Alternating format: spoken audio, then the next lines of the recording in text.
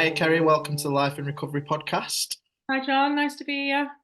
Lovely to meet you. If you'd like to just give us a little bit of background as to kind of what you do now, kind of for a living, and how you kind of ended up there, really. Okay, so what I do, so I'm the Director of Operations for the Well Community, CIC. So we're a LERO, we're a lived experience recovery organisation, which essentially means that the majority, I think probably about 95% of our staffing team are actually in recovery from drug and alcohol abuse, mental health, kind of criminal lifestyles, criminal backgrounds.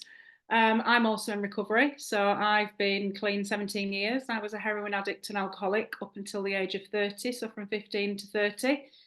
I think the motivation to really work in this field kind of came from my own experience of services, my own experience of clinicians, kind of people trying to tell me what was wrong with me, but never truly finding out what was wrong with me till I kind of got amongst people who had worked out what was wrong with them.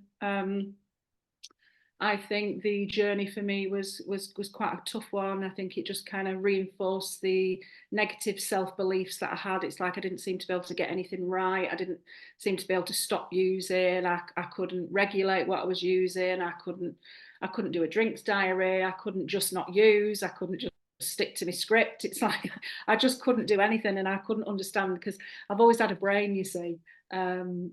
So yeah, so on the one hand, I've had quite a big brain that I've used quite well, but on the other hand, I was a raging heroin addict, and I just couldn't stop using, and I couldn't understand why I couldn't apply that same thinking. So for us, for the Well, I mean, I was involved right from the start of with us setting up this organisation. It was set up by Kerrie Higham, our CEO. Again, big background, criminality, drug use, and really struggled to find the right solution. So we kind of like thought collectively we might be able to contribute to the treatment system really, and really offer that lived experience approach, which we've managed to do quite effectively over the last 11 years. So yeah. Amazing. I mean, it's miraculous to think that Mm. from where you've come, basically, a Yeah. heroin addict to where you are today. But you've just like really pricked my ears up because the last conversation well, I'll probably speak about this in every podcast. But Mm. you pricked my ears up because you said about, clinicians trying to tell you what was wrong with you. So Yeah. in your experience and in your own words, what do Yeah. you think was wrong with you? Okay. What is the problem of addict? Why do people Okay. become addicts? What I thought was wrong with me, and now I know what was wrong with me, are two completely different things. So, what I thought was wrong with me is that I was a bad person, I was defective, um, my actions could never match my intentions. I mean, I had two children in my addiction. I thought I was a terrible mother. I thought I didn't love enough. I thought fundamentally, there was just something wrong with me. I never for a moment, which is quite frightening when I look back, I never really thought that the issue was the drugs or the alcohol.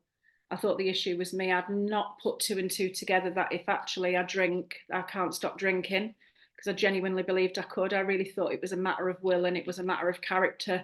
Despite all evidence to the contrary, I still really believed it was a lack in character and a lack on my part. What I've since come to realise is it was a solution. Drugs and alcohol were a solution for me. I'd had a lot of trauma, a hell of a lot of trauma growing up, and I got so much ease and comfort really from heroin, that it was a solution to that problem.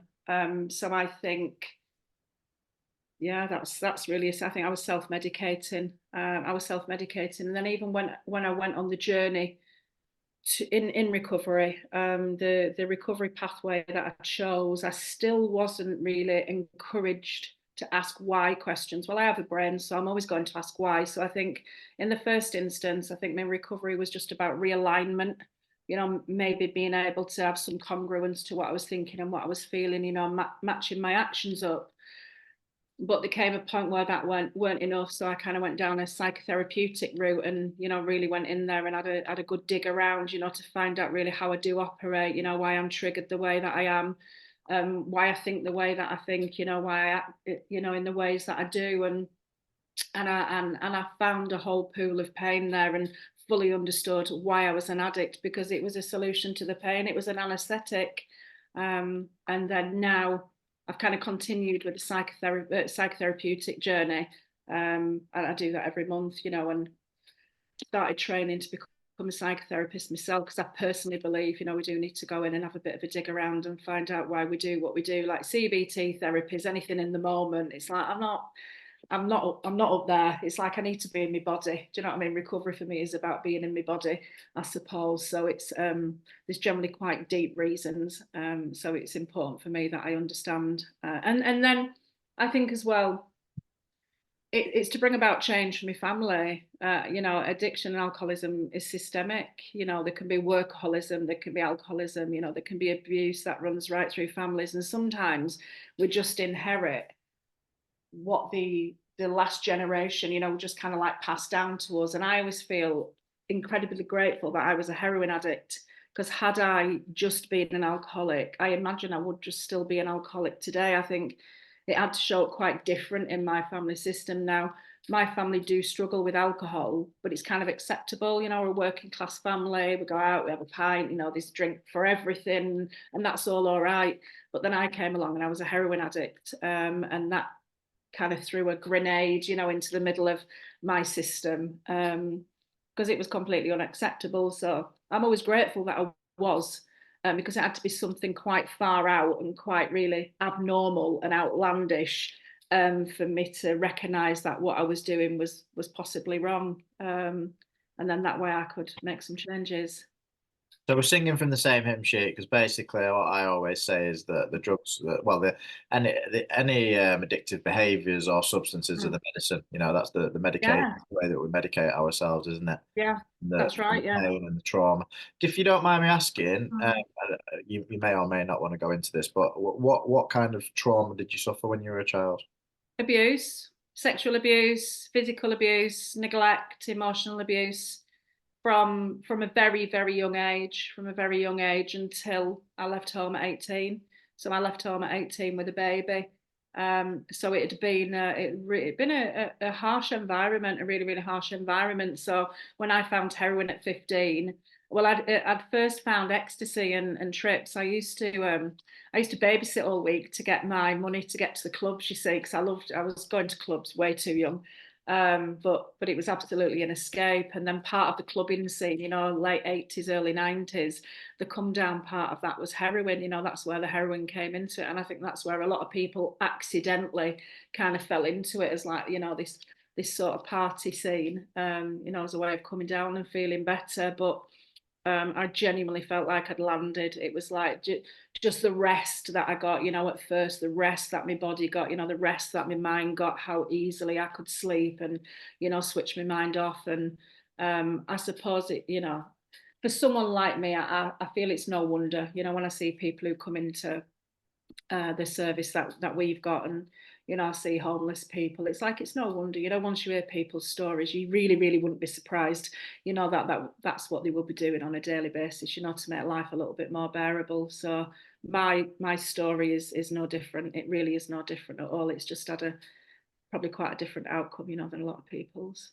I was only saying this to my friend Adam the other night, that he was sort of talking about someone that he knew that was a heroin addict, and I said, Yeah, he said, oh yeah, but she grew up in a lovely household. I said, yeah, but you don't know that. You think from the outside looking in, yeah, it may look like, like Swiss Family Robinson, but you don't know absolutely. what's going on behind closed doors. There's No. always, I've never ever heard anybody tell a story of Mm, addiction that mm. doesn't begin with some sort of trauma. That's it. And it can be, I mean, what I find traumatic and what you find traumatic can be two completely different things. I mean, amongst all that, I I sat the grammar school test when I was 11 years old and I didn't get in. And that was one of the most traumatic things, because the pressure from my family, so as I say, I've always had a brain, the pressure from my family and the letdown, that drove me, that just drove me and drove me and drove me, to achieve and succeed and to study and do better. And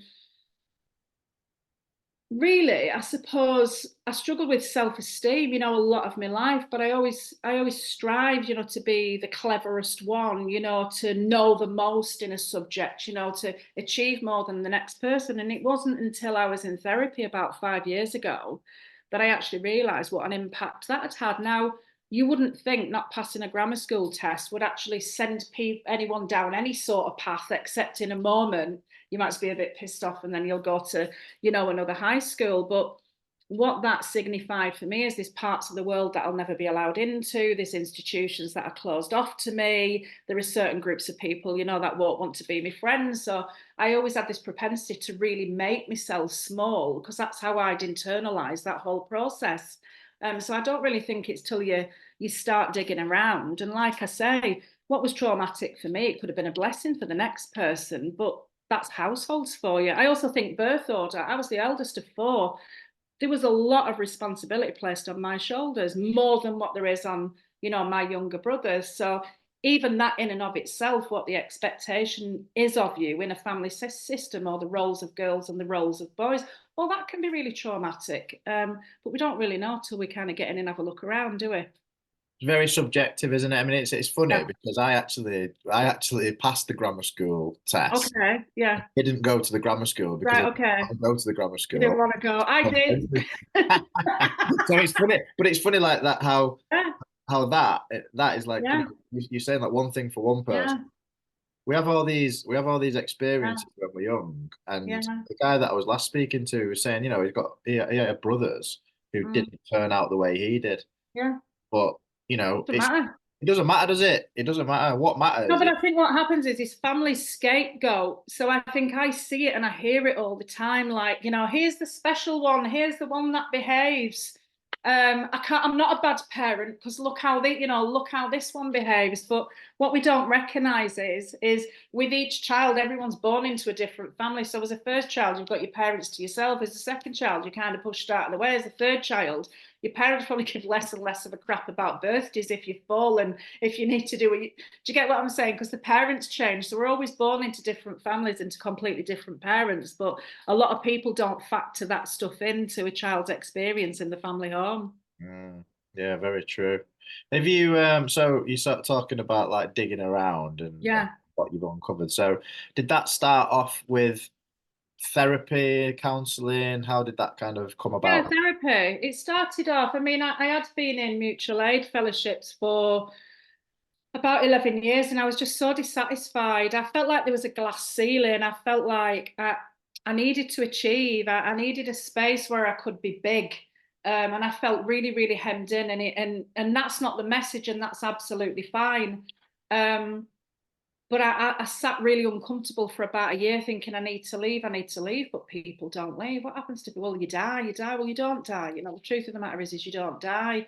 And I got a really strong faith. That's one thing that I got. I got a really, really, really solid faith. And it was almost like a walk in faith, walking out. I kind of walked in to find it and I left with it. And I didn't really know what I was going to do, but within about 9 months of leaving, there was this kind of certain kind of psychotherapy, that had dropped on my lap, and there was a few people that I'd seen that were doing it, and we actually looked up to. I admired the way that they spoke, the way that they carried themselves, the way that they conceptualized things. So yeah, I kind of started on that journey with some retreats. With kind of like some groups, and then I started training to be a psychotherapist myself, and continued. I mean, I see a therapist every month, same therapist every month. I really, really couldn't survive without it because this is the evolution. And I know as an addict, as an ex-addict, ex-alcoholic, addiction is about being stuck. Well, I can get stuck today. I don't have to take drugs and drink to feel stuck. And I think what it does is it moves me through stuff because it's like I put myself out there. I've got lots of friends. I've got a really good social life. The job that I do means that I'm in touch with kind of really important people. I mean, we're all really important, but maybe people who've got positions and one thing or another, and then it might be somebody who walks through the door and who really, really needs help. Well, the human experience of that for me is I can still be triggered. You know, I can still be triggered by that. I can still feel less than. I can still feel like I might not want to help. You know, I might want to help too much. Somebody's trauma might trigger my trauma. I think as I grow professionally, I still need a framework, you know, for who I want to be in it and how I'm going to grow. So I think the psychotherapy still keeps me moving, because I think when you've got wounds, sometimes they can be bandaged to a larger degree, or they can be minimized, but it cannot take much sometimes to trigger existing wounds. And I think if you're in relationship with people, you know, friends, colleagues, romantic, whatever, expect to get your wounds triggered. So and I don't like being like, I mean, I don't mind, because I'm not, I always say you need shit to grow roses. Um, so I know there's good stuff coming, but I can't stand sitting in the, I don't like feeling this way, or feeling at the mercy, you know, like someone can knock me off my perch. You know, I don't like it. I really don't like it. So I think for me and my children, and the role that I'm in, that's kind of like my commitment to the evolution of my family as well. So my children, because they've been brought up around all this stuff, they're really, really emotionally intelligent people, and I love hearing, you know, the stuff that they come out with, and you know, the stuff that's acceptable to them, and they can spot an idiot at 100 paces, you know. So that'll be my legacy to them.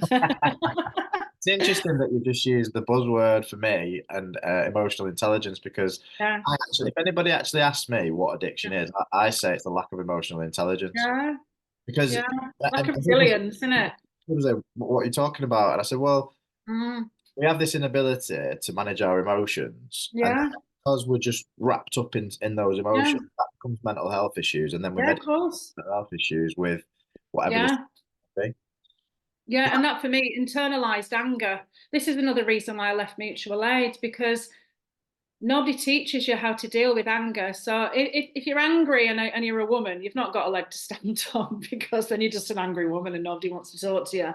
However, for me, if I internalize anger, then I very quickly get depressed. So I think this is what the psychotherapy has taught me. So I can start to feel the dips, and the lows, but I feel anger. I mean, we just need to be taught how to deal with it, you know, to deal with what it means. And what it means to me is it's kind of like the higher part of myself protecting myself. It's a protective mechanism. So when I get angry about something, it's almost like, you know, if you imagine like some bouncers, or you know, like or your wingmen, you know, they're coming to kind of like help you out. And I think that's all anger's doing, is going, do you know what, I'm going to take care of you.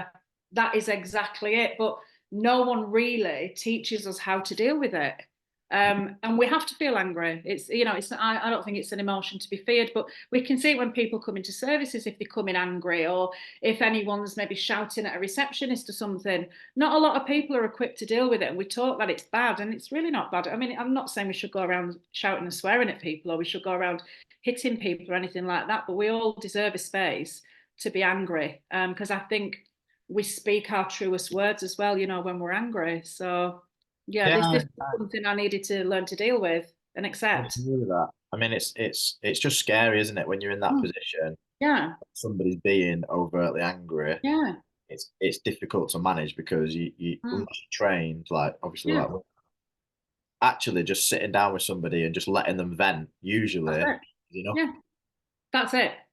That Yeah, is literally it. And I think one of the things that we then don't end up doing is, this is where conditional love starts. So we start to love people conditionally, because it's all right. I love you if you don't do that, and that.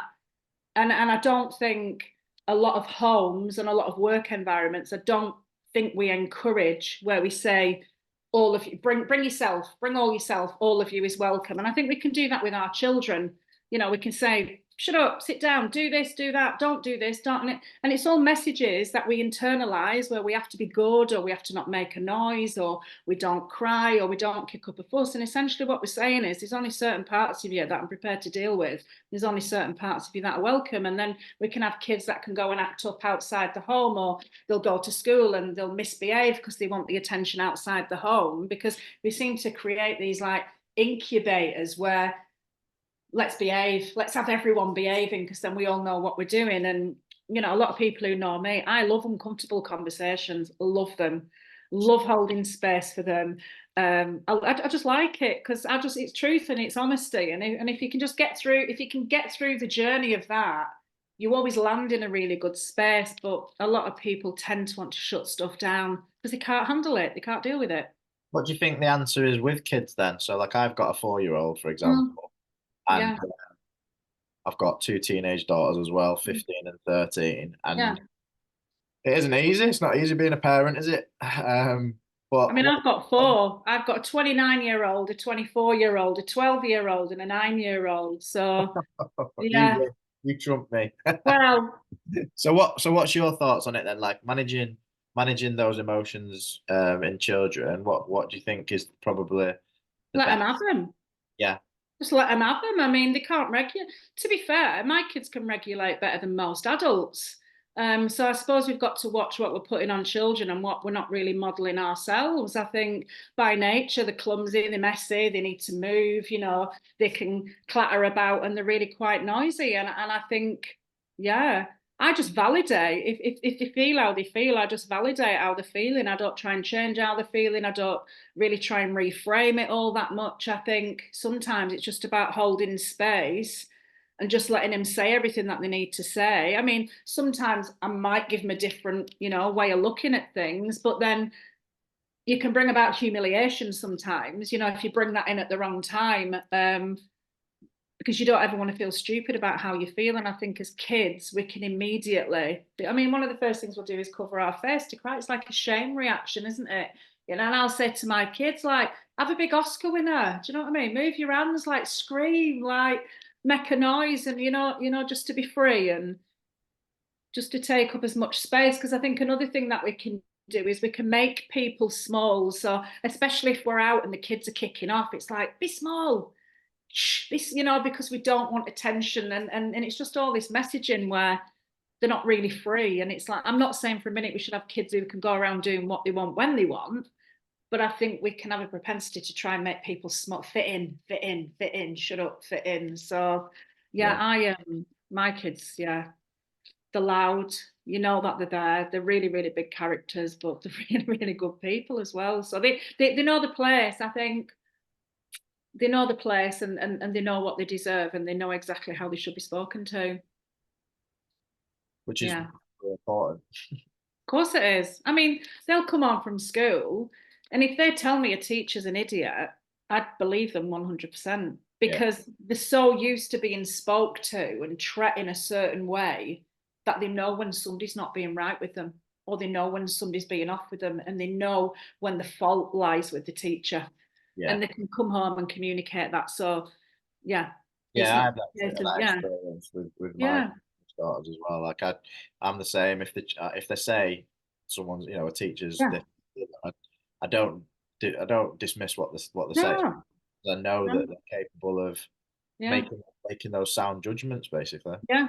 But then I say school's a training ground. Life's full of idiots. You're not Yeah, going to get away from them. So yeah, there's nothing you can do about it. It's just what you have to do is you have to control your own reaction to hearing things you don't like or being told things you don't like, because we can't go around changing everybody. So my kid, I just say you have to deal with it. It's just, it's life. so I'm interested in two things that you've mentioned. First Okay. one, what's the type of psychotherapy that you got into? Because you said that it was a certain type. Yes, it's transcendental, it's called. So Ah, it's with a company called Clearmind, a Canadian company. And they do a lot of the learning was online, but the in-person workshops. Yeah, so it's that kind of, yeah, psychotherapy. I, Really, pra- really, really good. I practice transcendental meditation. I don't know if there's any Oh, right. to the two. Yeah, I've got a really great experience of doing some of that. I mean, this is why I stopped training. Go From on. doing transcendental meditation. I stopped. I got to the end of my second year, and we did this hour-long meditation where some people just think it's weird when I say this, but I feel it, and I believe it. So you kind of start where you are in your life now, and it takes you back on a journey throughout all your life. So you're going backwards, people, places, things, jobs, feelings, and you go back to the point like preconception, when you're a soul. Um, And what you actually get to is the place that what your soul was intended for.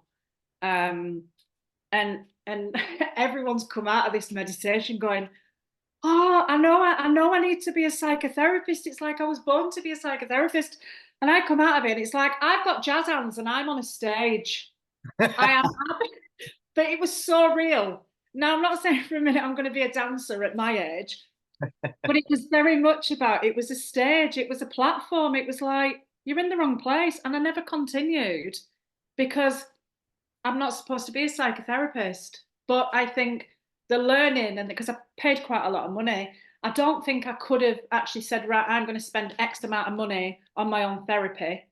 I think I felt I had to do it because I thought I was going to help other people. I didn't really have that level of self-love. Yeah. And I think how it's transpired is it was all for me, but I couldn't set off with the, oh yeah, this is just for me. So, right, kids, get what's in fridge for your tea on a Tuesday night. I can't get you from school. I can't touch you. I'm going to be at uni, all that kind of stuff. I think I needed to badge it up as I'm doing this so I can help others. When in actual fact, it was just to help me and kind of set me off on my own path, really, of perhaps what I'm going to be when I grow up. So did you Yeah. have that experience before you got your MBE or after you got your MBE? This was just after the MBE. Okay.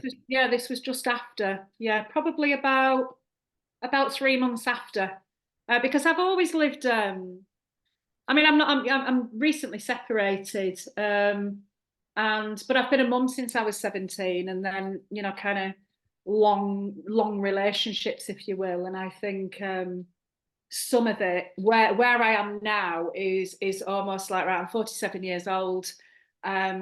What you're going to do with your life? What are you going to do? Not what you're going to do for others. Not what kind of wife are you going to be? What kind of mother are you going to be? Who are you going to be to everyone at work? Because I mean, we've grown such a big organisation now. We've got about 80 staff. We started off as a group of people in recovery, thinking, yay, it'd be really nice to make friends and have some, a service out of ours. And we've kind of grown this beast, really, which I have quite a prominent position in. But that's fine, that's work. So I'm just in this, right, what does this next sort of like 20, 30 years really look like for me? So I'm going to Um, see you on Emmerdale basically in the next few years. not gonna, are you shy? I'm no actress. The jab hands thing. No, I think it was Same. just a platform. It was just almost like I've got this vision of myself going, ta-da, like I'm here. Because I've always been I'm like a house cat. So even at home, I'm a real home bird. And then at work, I sit comfortably behind the scenes, where a lot of people really don't know where I am and they don't know what I do. And, but I'm just there kind of like tinkering away, you see.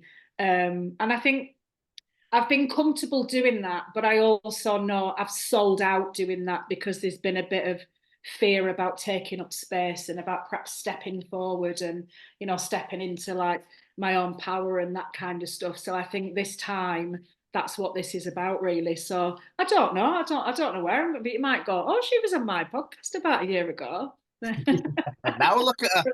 Look at her now. Well, let's all, I mean, I don't even know what that means, but yeah. Maybe this is your platform, the beginning. Maybe. Who knows? Who knows? When I Yeah. go Oh, viral, I'll be viral with your. yeah. Oh no, they'll just be like, oh God, I don't know. My voice always sound like I'm talking through my nose as well, but I'll have to get used to that. Where are you in the world, by the way? I'm taking you near Leeds-ish. No, York. no, we're near Leeds. I'm in Oh, Heysham, near Lancaster. oh, Lancaster. Okay. Yeah, yeah. So where are you? Well, I'm in the Midlands, but I'm from Manchester Midlands. originally. All So right, okay. just because Yeah, I lived in Leeds for 10 years, I'm from Lancashire, but I lived in Yorkshire, and yeah. I never quite Right, have the accents like when I'm speaking to people these days. right. Yeah, well, I've lived here most of my life. I was born here, so it's by the coast. I'm right by the coast, so yeah, it's a really nice part of the world. So the second question that I got from what you were saying earlier is also, so what was your fellowships wise, was it NA or AA, and what was It your was ex NA and then it was AA. okay, and what was your experience of it like overall? Ooh, I mean, positively, I understood. Hang on, positively, I will still use some of the program in my life today. I understood what was wrong with me in relation to drink and drugs. I made some amazing friends, absolutely amazing friends who I'm still best mates with today. You know, who I'm still accountable to. You know, the friends who will tell me if I'm a little bit off my head or if I need to pipe down or you know any of those things. I might want to check my thinking around stuff. Um, yeah, I had some quite negative experiences. I think there's a lot goes on in the fellowships that people don't talk about and should talk about. Um, Such as? Oh, see, well, I'm just going to say it. I think there's quite a lot of predatory people in fellowships, and I think it doesn't get spoken about. I think there's a lot of safeguarding that gets raised. Um, there's a lot of things that are held that shouldn't be held. You know, we're not therapists, you know, in that environment. I think there's a lot of misguided people. I think there's a lot of narcissists. I think there's a lot of really, really, really poorly people. Um, I got quite fed up of, you know, saying messages, not to do with me. I'm there to carry a message. I wouldn't ordinarily sit in a room with people like that. You know, there were some people who I felt very, very uncomfortable sitting in a room with. And that's my stuff. You know, these meetings still go on to thrive, and you know they're still serving people. I don't like some of the messaging, whereas where you leave, it's you're the problem, which I think reinforces a lot of trauma in people. There are some people who can't get it. There are some people um, who need nurturing a hell of a lot more than they get nurturing. Some of the messaging is brutal. It is absolutely brutal. That um, should you feel any way, you're not praying enough, you're not good enough, you're not inventory enough, you're not giving enough of your time away. And I think early days, you know, when you're on realignment, because I think we do. I mean, there's an element of brainwashing. I do believe that, but I think my brain needed washing because where I got to in my addiction and what I thought, I never really thought was okay, but I couldn't stop doing certain things, and then the hurts to myself and others, you know, really got worse. So but I think some of the messaging, and I don't necessarily believe it's the fellowships. I think it's some of the personalities, um, you know, that are sat within the fellowship. So I think the literature in and of itself, much prefer AA literature. I think AA, it's about getting a relationship with a higher power. I think NA probably creates a dependency on people, and people struggle to make decisions, you know, because that dependency takes much longer to do the work. Get through the AA work in about 9 to 10 weeks if you've got a decent sponsor, and you do get your awakening, you do get your brainwash, you do have a program for living and personally. But then I see there's lots of people coming through and they are getting clean. I don't see a lot of people sticking around though, to be honest. I don't, you know, with the NA fellowship, don't really see a lot of people. There seems to be, you get to about 8 or 9 years, people leave, and then there might be that middle part. You might get people about 17, 18 years. I think a lot of people jump off. Um, that's the impression that I get. Yeah, I think there's a lot of scaremongering, but you know, it kick-started my journey. And would I refer people there? Absolutely. But I would also encourage you if you wanted to leave as well, if you felt like that was the right thing to do, because we don't die. You know, I'm thriving. I've never done as well in my life. And I think from an achievement point of view, I've always wanted to achieve. And I don't mean materialistically. I just want to achieve. I've got a brain. You know, I always think, what's next? What can I do next? What can I do next? Because I kind of want to make the most of couple of things really from the background that I've come from. I like to kind of like challenge stigmas and stuff because people, this doesn't happen to people like me, and I think that's what the MBE was about. It was like, oh wow, you know, I'm recovering heroin addict, I got an MBE. I think studying, you know, getting a degree, business, you know, that kind of stuff, I just like to, there's a part of it that is challenging of stigmas, but also getting rid of the glass ceilings, you know, that are placed on you. If achievement is something that you want, you know, I think it's dead important. What did you get your MBE for? For services to my community, it was in the pandemic, so yeah, services to community. So I've worked in Morecambe since 2015. We set up the Well in Lancaster in 2012, brought the services to Morecambe in 2015, and there was quite a lot of innovation, you know, in the pandemic, because obviously you've got a team of us, a team of ex-drug addicts and alcoholics going, shit, imagine being an addict in this. What would you do? It was desperate. You know, we felt the desperation for people straight away, and we could just see services, you know, closing the doors. And relationship, I think the big thing for us is relationship, and it's about connection. If you can feel connected to somebody or something and not judged, and you can be given some hope in that. That is literally all people need. Well, shutting your doctors, shutting your hospitals, shutting your services, it's no wonder mental health kind of skyrocketed. You know, mental health concerns seem to take over drug problems and alcohol problems. So we just come up with loads of different ways of, you know, getting to people. And but ultimately it was, yeah, services to that community, which I mean, down the road from where my office is, I used to live in a bed sit and kick the windows in when I was on Valium. You know, when I was about 18, it's like I was an absolute bloody nuisance, you know, in that area. So it's like, oh, you know, it's nice. It's nice to give something back, you know, to the Yeah, area. giving, And literally giving something back to the area. literally giving, yeah, that's it. Literally giving something back, and just a bit of hope as well, because I was hopeless. I was completely hopeless. I was a bloody nuisance. Um, so yeah, but it's quite rare. I mean, I don't suppose you can ever have it on your bucket list. I never thought for a minute that I would ever get one. But it's nice, you know. It's nice, and I think it's good for lived experience as well. You know, that it's recognised, you know, as a thing, and we do have a really unique way of doing things, and we can absolutely add value to the treatment system. Definitely not clinically. You know, I wouldn't want to get involved in anything clinical, but moving people along, inspiring hope, bringing people into service, getting them out of service. Absolutely, I think it's something that we do exceptionally well. No, it's amazing and well done. Yeah, Congratulations. thanks. Thank you. It's interesting what you said about the whole because I can't really comment on NA because I've never Yeah. been part of that fellowship Okay. into meetings, but I've never. Mm. I have kind of, I've looked at the green and gold, and Yeah. I've sponsored people that have come from NA to AA, and Yeah.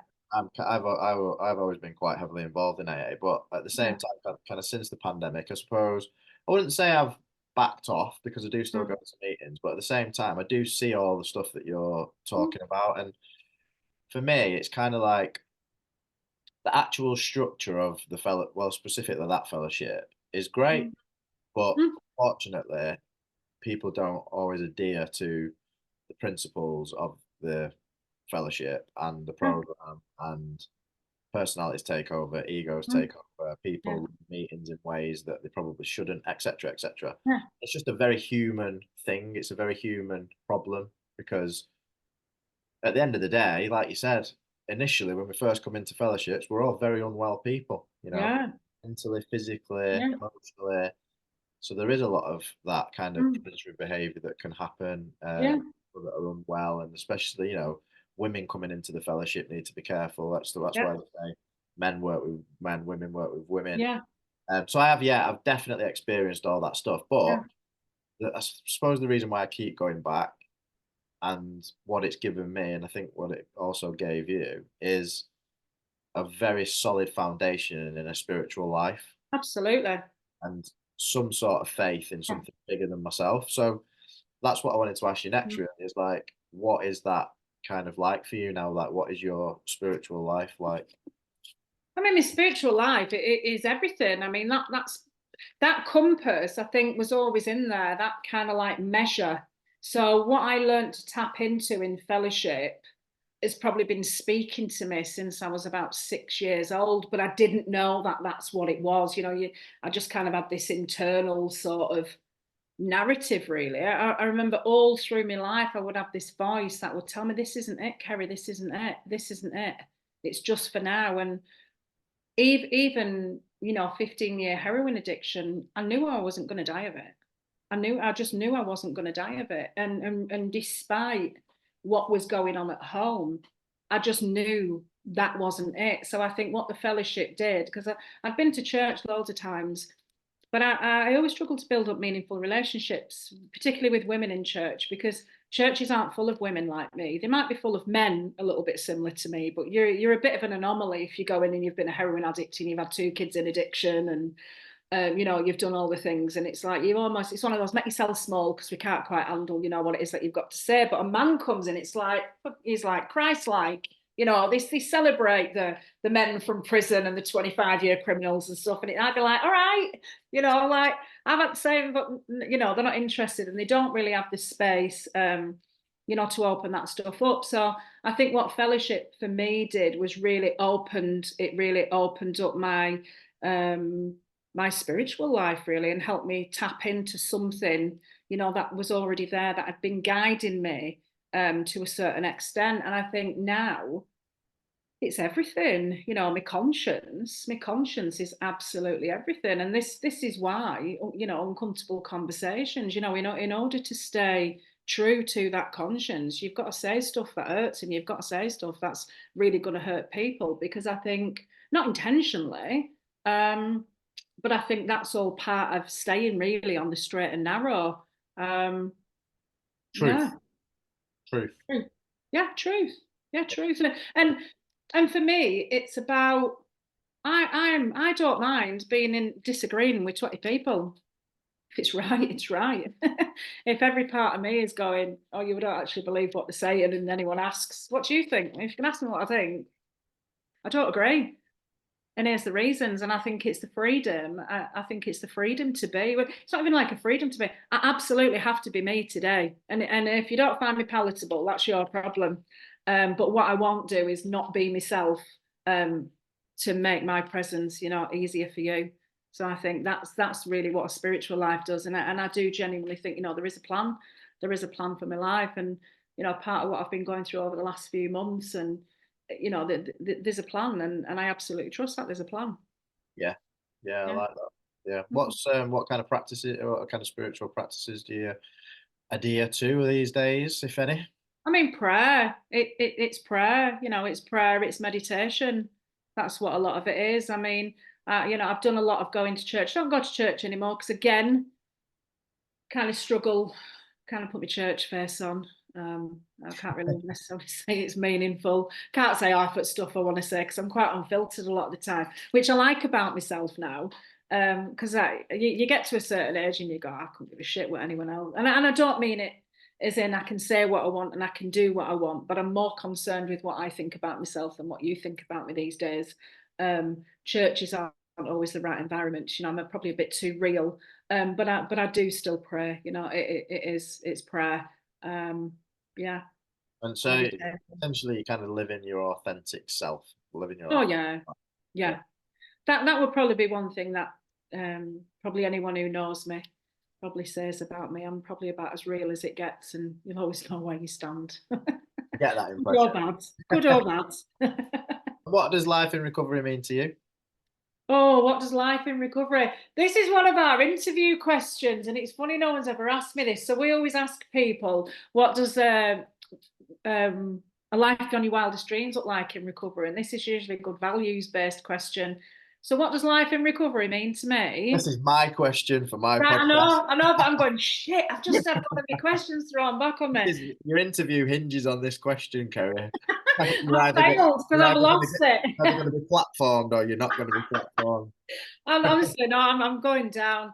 Um, what does it mean? I think it means peace. It means self-respect. It means hope. It means possibility. It means capacity to love. It's to be loved, to be resilient, opportunities. Just it's great. Life in recovery.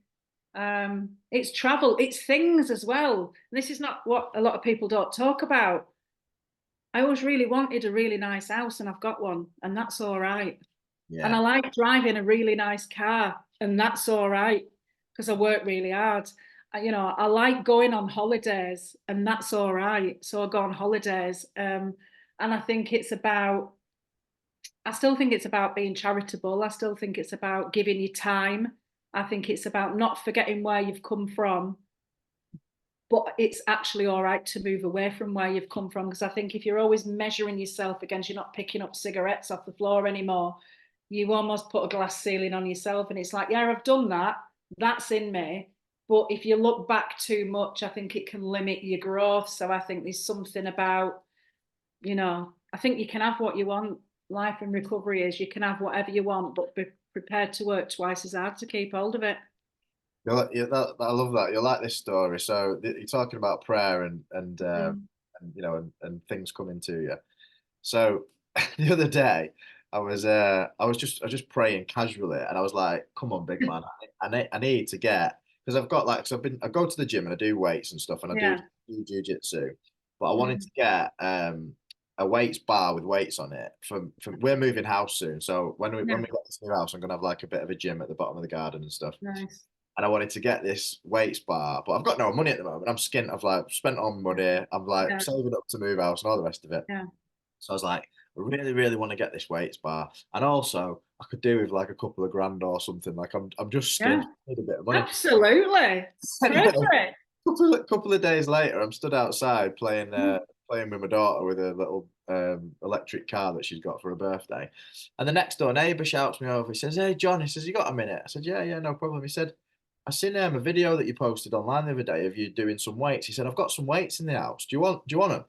And Wow. I said, "Of course, yeah." I said, "He said it's like a weights bar with weight." I said, "Yeah, I'll There you definitely have go. that." Yeah. So There he you goes and go. gets them. We bring them over to put them in my garage. As I'm walking out the garage, he says, "I've got another thing." He said, "Another thing to run by you." He said, "How do you fancy making a few quid?" And I said, "Yeah, of course." So anyway, long story short, it tells me about this thing that he's been doing, this kind of like tax rebate thing. Yeah. He's made a couple of £1,000 off it. He said, "If I refer you, I get 100 quid and you'll get up to 2 grand." There So, you go. so I was like, this Yeah. morning, I'm on the phone to this guy rings me. I'm on the phone. I said, "Is this legit?" He was like, "Yeah, yeah, it's legit." Went through it, goes through the whole HMRC. It took me about 15 minutes. I said, "How much am I going to get back for this?" He said, "Anything up to about 2 grand, mate." So I was like, There, I there you mean, go. And it's if you don't ask, you don't get. exactly. I mean, and it's not very often I ask for these material things, but No. But you I know, think we can. I think we can, and I think it. They've got to be looked after, and I think they've got to be earned. And I'm not saying for a minute get yourself into debt for anything, but why wouldn't you want the nice things? It's like why we don't get clean to get skint, do we? You know, to not have out because no. gratitude can take you so far, and I think as long as it's woven through everything. But yeah, ask. And all this coincides. It's not like I'm not doing the other stuff as well. So, like I am praying Mm, for people, mm, I am meditating, I am helping yeah, others, I am doing that in my there you job. go. It's like I'm But doing all the you've things been I'm supposed blessed. to do. You've Yeah. been blessed. You've asked. You've been blessed, and it's like we've got to take the blessings, haven't we? That's the way I see things. I've really been blessed, and I'm going to take the blessings because I deserve the blessings. Yeah, 100%. I mean, I always said to my wife earlier, I said, I always feel uncomfortable, like talking about God as in, like Mm, what God is, and yeah. I usually use the words higher power, but there's definitely something. I There don't is. care what people say, and I Mm, think that it's becoming much more socially acceptable mm. to say that now. Of course Like it is. most people have got some concept of a higher power, whether it's Yeah. religious, spiritual, Yeah. and everybody seems to be acknowledging that like there's something more going on.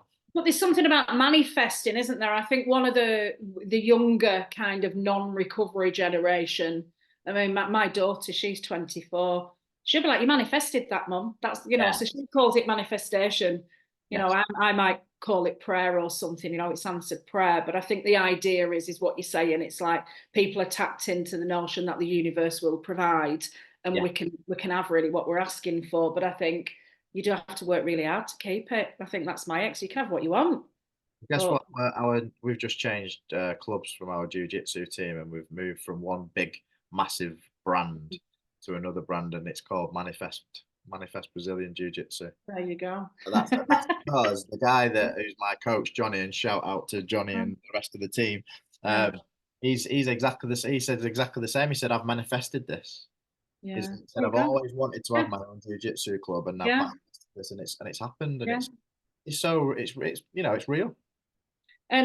And this is how it's been for me over the last 6 months. So a recent manifestation of mine is business coaching. I would love to be a business coach. I think the stuff that I've learned, through building the well and just the richness really of experience. I'm a really really good troubleshooter, really really good problem solver. So yeah, I liked Alan shows the Apprentice, the early days, and there'd be Alan, there'd be Claude, and there'd be Margaret. Do you remember?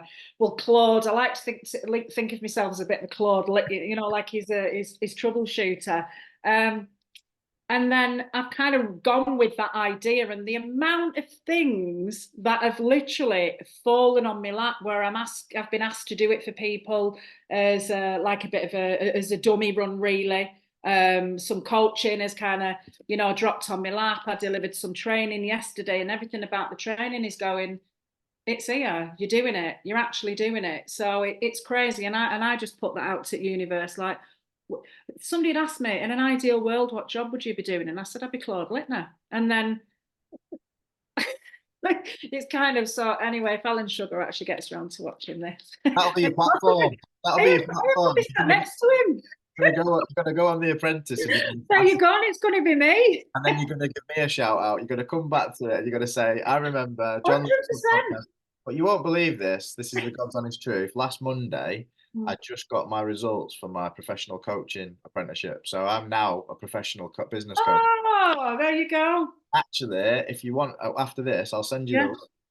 You can Yeah. do it for your business. Yeah, no, that would be really good. So I've been looking at some NLP stuff, through NLP, and I think what I need is resources, because I think, and this is another this is another reason why I can't be a therapist, because I'm really good at telling people what to do, and I think that's because I'm an eldest child, whereas therapists can't tell people what to do, and I'm sat there going, I can fucking solve all your problems in the next 5 minutes, but you're not allowed to do that. So I think coaching is really, really directive. And I think I read something yesterday, and it said coaches are, I think it's magicians, which help people rearrange the hands that they've been dealt to serve them better. And I thought, that's it. Beautiful. That's it. And yeah, so hopefully, in the not so distant future, we'll I'll see. send you some info after this because That'd be really good. you might be able to go down that route. Well, Yeah. thank you very much for today. It's been great Oh, thanks. having a chat with you. I've really enjoyed it, and Oh, it's been great. Nice to meet all you. the best for the future. Absolutely. And I will await your resources, John. Okay, no problem. All right. Thank you.